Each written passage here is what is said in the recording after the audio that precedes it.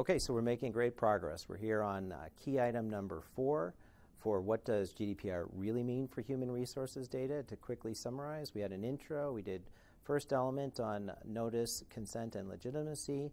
Second element was information technology performance standards. Third was governance and accountability. And now we are on what I think of as the scariest element of all of this, which is data security and breach notification. So one of the big sea changes within GDPR is now there's a breach notification duty that is going to apply across Europe, and it's a very strict one in terms of scope, talking about unauthorized access or processing of really any personal data. So a much broader range of personal data than what we're used to seeing as being subject to breach notification here in the U.S. If you're familiar in the U.S., it's if there's a breach of Social Security numbers or credit card numbers or other types of health, medical, or sensitive data, you're going to get a breach notice duty. But now we're talking a much broader scope to what's potentially subject to a breach notification duty. And there's also very strict timelines. So report to authorities within 72 hours of becoming aware of a data security incident. And if you're familiar in the States, you know that in the first 72 hours, unless it's a very contained incident, you typically know nothing about the scope of the incident. You typically know that something happened, but you don't know. If you're lucky and you've done some good planning, you've got forensic providers on the scene who are already taking images of servers and things like that, but you don't necessarily have a sense yet of what full scope or magnitude is of the incident. And in fact, from our experience in the States, right, sometimes the incidents begin and they look very big at first, and then they end up being very small.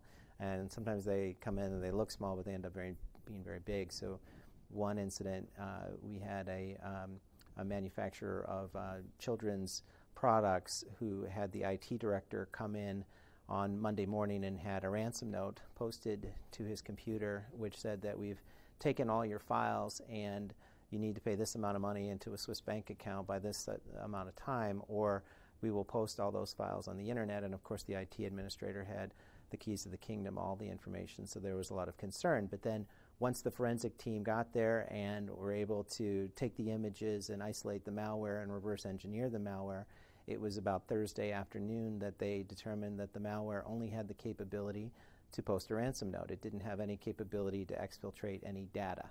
So what looked like a huge incident ended up being very small, and of course if we had reported within 72 hours, we would have reported an incident that actually didn't need to be reported, and we'd probably be dealing with some follow-on inquiries from authorities about what it is that we're doing for information security practices, et cetera. So very strict reporting requirement. I think part of the toughest part about this is going to be the difference in culture and legal systems. So it's one thing to be really looking at a data security incident within the United States where people have a pretty good feel for it now and have a sense of risk and assessment and kind of holding your fire before you start notifying people and managing it. But it'll be another when both sides of the Atlantic are now looking at this, and you might have civil law jurisdictions and folks who are very strict about compliance and just a different culture altogether who might really very much want to comply as strictly as possible with things like the 72-hour requirement.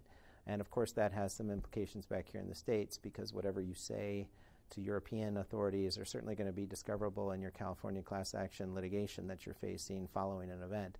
So there's going to be an increased need to have really good coordination, and we're really encouraging people to go ahead now and line up not only your incident response policy, but also your providers, your forensic providers, obviously your counsel to engage your forensic providers, your credit monitoring service to the extent it's going to be available, maybe even public relations, et cetera. And then run some tabletops, run some exercises where you get both sides of the Atlantic participating, looking at how scenarios play out. Let the natural tensions or differences in views arise. Get some muscle practice dealing with those so that when the real thing hits, and unfortunately in the world we live in, the real thing is going to hit if it hasn't already hit. It may have hit and you don't know about it yet. Anyway, but get some practice under your belt so that you're ready to deal with it.